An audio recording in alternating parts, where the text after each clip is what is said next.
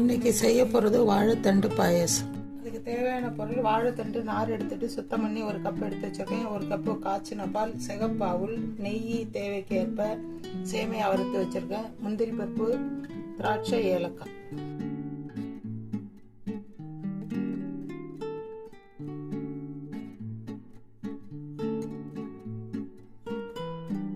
அது கூட வாழைத்தண்டையும் போட்டு நெய்யில் நல்லா வதக்கிக்கலாம்.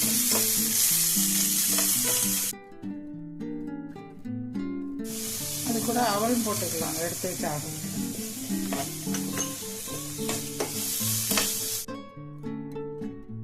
அது கூட பால் ஊற்றி வேக போடலாம்.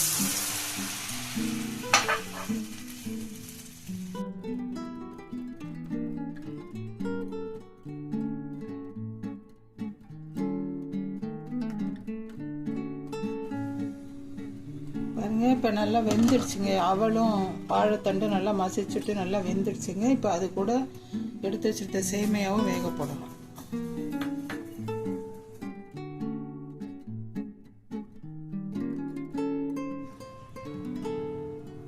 பாருங்க, இப்போ எல்லாமே நல்லா வெந்துடுச்சு.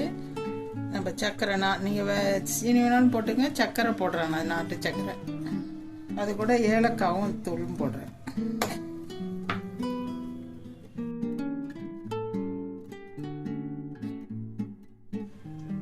பாருங்க, இப்போ ரெடி ஆகிடுச்சு, நம்ம இறக்கிக்கலாம். இதோ பாருங்கள் ரெடி. உங்கள் வீட்லேயும் செய்து பார்த்துட்டு எப்படி இருந்ததுன்னு சொல்லுங்கள். வித்தியாசமான ஒரு பாயசம் செஞ்சுருக்கேன், டேஸ்ட் பண்ணி சொல்லுங்கள்.